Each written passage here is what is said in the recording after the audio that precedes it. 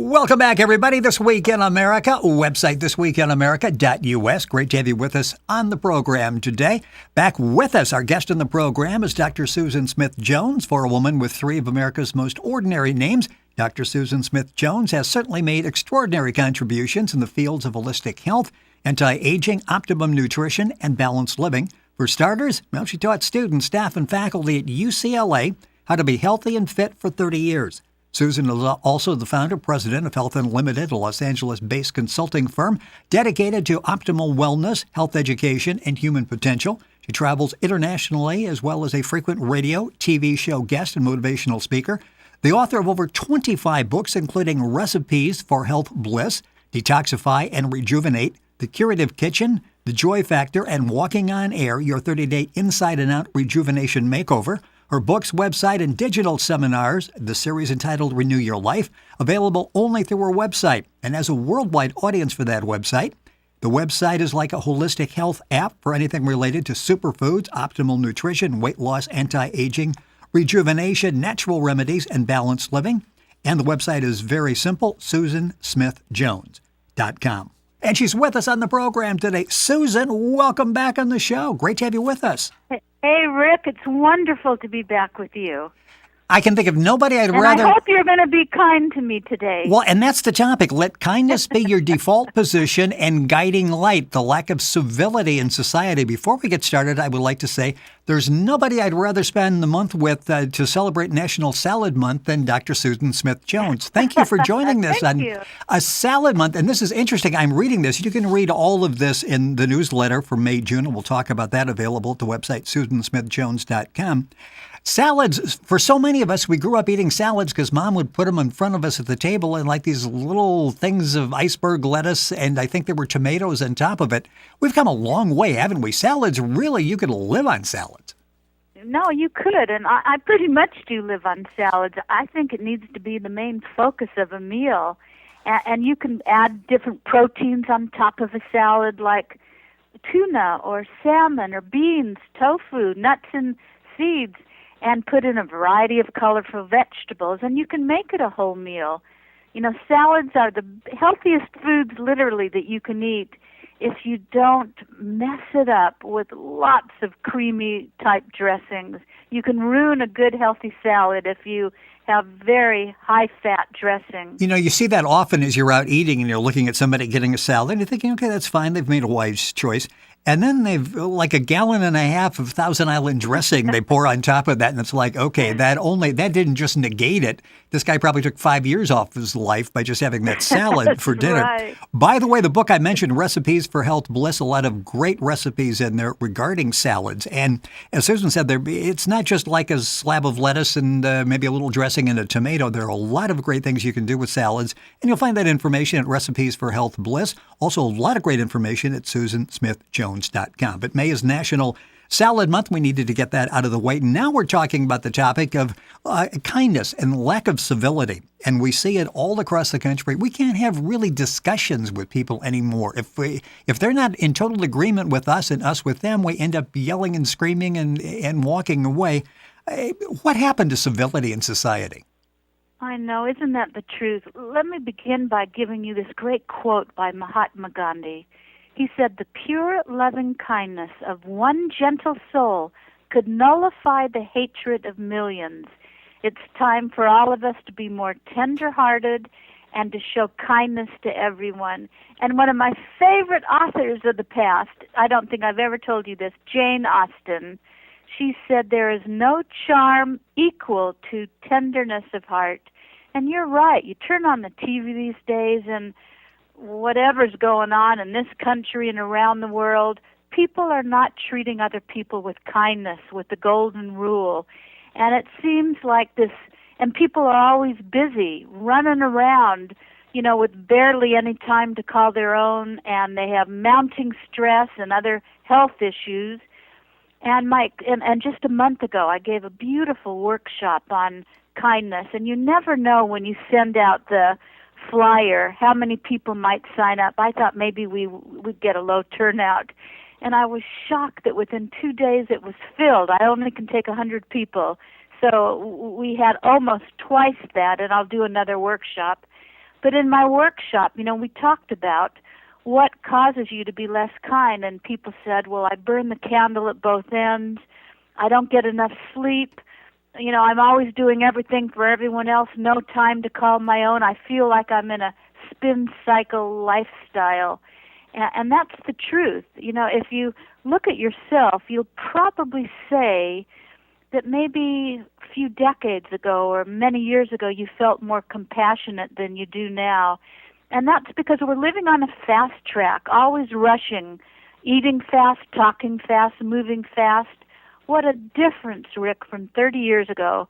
And did you know that this year you will do more with appointments, people to meet, for you, people to interview, places to go, than your grandparents did in their entire lives. So we barely have time to relax and cultivate relationships, and we're even under pressure to keep busy during our leisure hours. We watch television while we read, we conduct business while we listen to the radio. The bottom line is I see this as a sickness of epidemic proportions, and I call it a busyness or a hurriness sickness. And this type of lifestyle also drains our hearts of compassion, according to many studies of late that I've read. In fact, I've just put a blog on my website today, the very first one, that you can read about this. If you understand the speed of light, you can slow it down by enjoying it more and by making a more conscious choice to be more compassionate. And by the way, that start with yourself. Well, and you can go to the website and read that, SusanSmithJones.com. Of course, go to thisweekinamerica.us, and you can link on directly to Susan's website. And it sounds like the fact that you were somewhat skeptical in terms of what kind of response you were going to get in doing the seminar, and suddenly you find you're basically filled up. Is there that sort of latent desire out there to maybe slow things down a little bit and let's put a little civility, politeness back into life? Yes, and I think people often forget how can we be kinder with ourselves and with others. And in a moment, I'll give you lots of practical suggestions. But I was just this came to mind during my seminar, and I told this little story because you see, every day presents us with hundreds of opportunities to practice kindness and compassion. And it was during the holiday time, right before Christmas last year. And I was at an airport up in Portland, Oregon, and I was flying back down to L.A. And with the stormy weather, most of the flights were delayed, some were canceled. And the airport, as you know, like they all are at that time of year, it was crowded with unhappy travelers. And then they announced the final boarding. I happened to be out because I was telling one of the people at the gate, at the counter, how to get rid of her allergies. I always end up talking to people about stuff like this. So I was one of the last people to board, and there were other people all around that area waiting for other flights. And all of a sudden, this harried man comes running up to the counter with his briefcase and his ticket. And the ticket agent said that unfortunately, and she said this very kindly and politely, "I'm sorry, we've had to clear your reservation. Your seat's been given away." Well, Rick, he went totally ballistic, and everyone in that terminal area could hear the din of his frustration because we all heard that he had an important meeting in L.A. and he had to get there. And I couldn't help but feel for him because I've been in similar situations where I couldn't afford to miss a flight.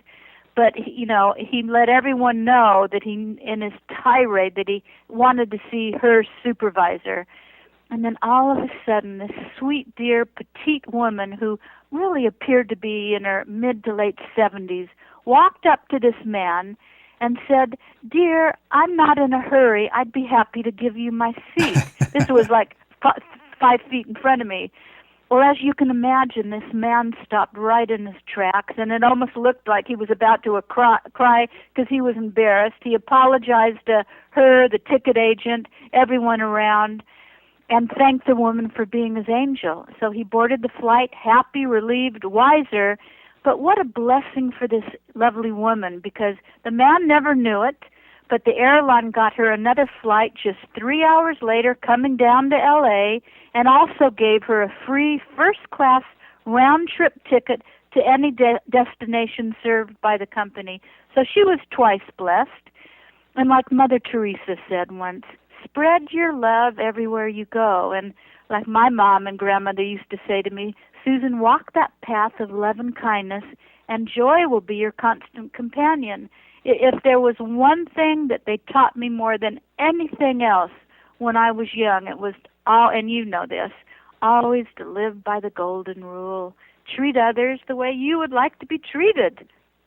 Well, and we've also talked in the program, and it's available at the website, susansmithjones.com, both your mother and your grandmother talking about the power of words and how words can express kindness, and simple kindness can mean so much to you and the person you're kind to. Absolutely. You know, it's really simple. We all want the same thing in life. We all want to feel loved and understood, appreciated, respected, and mean, cruel words, they can stay with you. But I do emphasize, like I did in that workshop, that you got to begin with yourself. It's hard for you to be kind to other people when you're not even starting with being kind to yourself. And here's some practical tips on how to live a more kind life, compassionate life. And one is you've got to get enough sleep. Getting only 6 hours of sleep at night or less makes you feel more stressed, depressed, and impatient. It increases blood pressure and makes you more irritable. It's hard to feel compassionate when you're just trying to get through the day with a short fuse and not enough time to accomplish all you need to do. And studies do show that those people who get more sleep on a regular basis, your stress level abates and you become a more compassionate person. And there are things that you talk about that you can do to get better sleep. One is wind down and relax before you sleep. I think it happens to all of us. We just put the book down, we shut off the computer, we've been working, we run into bed, and we can't figure out why we can't go to sleep right away. That's right. And then here's something else. Just a couple years ago, there was a study at the University of Zurich in Switzerland that revealed that those people who talk on their cell phones before bedtime have disrupted sleep compared to people who don't talk on the telephone, a cell phone, at all. And if you need to use a phone, use a landline. And that has to do with the electromagnetic fields created from a cell phone. Interesting. So we're talking about sleep, and you also talk about, and we've mentioned it on the program, not all sleep is the same, that we really suffer when we try to sleep if we don't have the proper support. And if your mattress is 23 years old and you can still think you're getting some sleep on it, that's really wrong, isn't it? If you have the proper support, it really enhances the restorative powers. Are you speaking on a personal level here, Rick? Is your mattress 23 years old? No, it's 19 and a half. So we're getting Yeah. not quite, but yeah, you tend to overlook that. Yeah. That how long have we had that? And it's been decades. I know. You really don't want to go much longer than 8 years because all the stuff that accumulates in the mattress, including little dust mites and bed bugs. And, so if you go to the home page of my website, right there to the left of my photo, it says Heal, Detoxify, Rejuvenate with infrared sauna, alkaline water, and IntelliBed mattress. And you can learn more if you click right there on mattress about how to sleep like a baby every night. It's possible to do that. You're listening you don't need pills. Well, no, and there's so many tips there and things that we take for granted. You'll find it all at the website, susansmithjones.com. You're listening to This Week in America. Our website is thisweekinamerica.us. Our guest on the program is Dr. Susan Smith Jones. We're talking about little tips that we can sort of bring a little more civility and compassion back into our lives and the lives of the people we come across on a daily basis. One other area that you talk about is meditation and prayer. Talk about, because that's sort of calming even as I say those words. That's right. And listen, I know all about this because I've been a disciplined meditator for just over 35 years. You don't need to be a Buddhist monk to know how to meditate. You find a quiet place in your home, and ideally first thing in the morning, and if you can, bookend your day with a few more minutes before you go to bed at night. And maybe you breathe in slowly and deeply, visualize something that's peaceful and calming to you. And that way, your day will start and end on a stress-free note. So why do you do this? According to all the latest studies, and there have been many, practicing meditation daily, and it's just a few minutes, will change your brain waves in a positive way and literally make you feel calmer, less anxious, and more compassionate. And if that's not enough, there are other studies that show that compassionate people are healthier, happier, and more successful at work and make more money. I like that. Yes, and it's really simple. It all starts with breathing slowly and deeply, meditation and prayer, information available at Dr. Susan's website. Diet is something else that's important, and we talk about your grandmother a lot on the program. Your grandmother, Fritzi, said that health comes from the farm, not the pharmacy. Boy, those are words to live by, aren't they? I think you take notes on our shows, don't you? Well, one of my favorite philosophers is your grandmother. Yeah, exactly. That's funny. And she did say, my nickname's Sunny. She'd say, Sunny, remember that your health comes from the farm, not the pharmacy. And because of her wisdom when I was a teenager in my early 20s, for anybody that's new to hearing us today, I've never taken any prescription medication in my life, haven't had a cold or a flu in just over 30 years.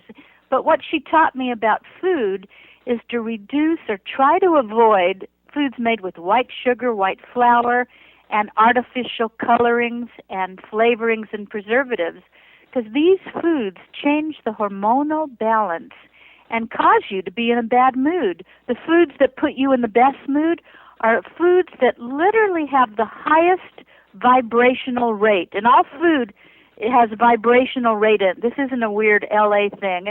It's the truth. So you want to make at least 60% of your diet from uncooked living foods because they are very calming on your body. So whenever you can eat some fresh fruit or vegetables or beautiful salad, definitely make that choice. All this information available at Dr. Susan's website, susansmithjones.com. The newsletter for May and June is available. A lot of great information there. I mentioned before that's sort of like a holistic health app. If you take a look at that, you will find information on just about every health topic imaginable out there. Only a couple minutes left in the program. Exercise and nature are two other things that you mentioned that can really be calming. Exercise, so many people think, I don't have time for that. You have to make a commitment. I've got to go to a gym. I've got to travel like half hour there. Got to change clothes, shower, come back, the whole thing. And basically, what if you even park a little bit further from the front door of your office every day and walk it, that's giving you a little more exercise. There you go. See, there was this wonderful 4-year study done on 200 people in England. They found that most people would be more compassionate and happy and ban the blues with a vigorous, simple, 10-minute exercise session 3 times a week. Now, you and I advocate doing more than that, but what just 10 minutes does 3 times a week is it doubles the level of norepinephrine in the body, the chemical key to happiness. And when you're happier, you're kinder to other people. So, and another study suggested that you become more compassionate if you exercise outdoors in nature, even if you do jumping jacks in the backyard, as opposed to being indoors. And then speaking of nature, and all of this is in the blog, but in one study, it was revealed that those people who spent a few minutes each day viewing an image of nature, like, a Sierra Club poster or a photograph, and I've got thousands of nature photos on my website, that you become more compassionate. And I love this part, and I talked about this in my workshop. But even better than viewing images, Rick, of nature is being outdoors in nature whenever possible. And I talk about a disease that I've coined called NDD, or Nature Deficit Disorder. Because when you have a choice, get outdoors to do a workout, to walk, to breathe deeply, because not only does too much time away from nature drain the body's energy and throw off our mental, physical, emotional balance, but I believe it wrinkles the soul and deprives us of a cost-free visual volume experience. And so the more time we can spend outdoors in nature on a regular basis, the healthier and more balanced we become. And our moms and grandmothers were right when they said, go outside and play, to which I'll add, go outside to play and pray. We got about a minute left in the program, and if you're skeptical that being outdoors, what's that going to do? It's going to cost me time. I'm not on my computer. I'm not on my iPhone. If you just leave the iPhone at home, take it along if you're going to listen to music, otherwise leave it at home. Go outside for a while, and suddenly you're going to realize, this really was a very enjoyable process. And if you go to the website, SusanSmithJones.com, you'll have an option to click on some calming nature sounds as you're looking at the website. Just do that, because suddenly you're thinking the sounds of nature really are quite calming. I got about a minute left in the program. I know I said that because I keep extending this, but you also talk a lot about laughter. And this is something that is so inexpensive, and you quote Milton Berle, laughter is an instant vacation. And it costs nothing. The power of laughter. Totally underestimated, isn't it? Yeah, absolutely true. Someone once said that laughter and a good night's sleep are the best cures in the doctor's book. Go out every day. Go out and take a walk. That's so important. Henry David Thoreau said an early morning walk is a blessing for the whole day. So if you check out my May-June newsletter, you'll get lots of recipes and info on my favorite 30 superfoods to add to salads, juices, and smoothies. Lots of weight loss tips, detox tips, and, so it's all at SusanSmithJones.com. And you can log on to our website by going to ours, thisweekinamerica.us, a direct link there that you can get to SusanSmithJones.com. Many more topics to talk about. We will have Dr. Susan back with us on the program. As always, thank you for joining us on the program. It's been fun, and we will have you back in a few weeks, and we'll talk more. Thank you. See you next time. You're listening to This Week in America, website thisweekinamerica.us.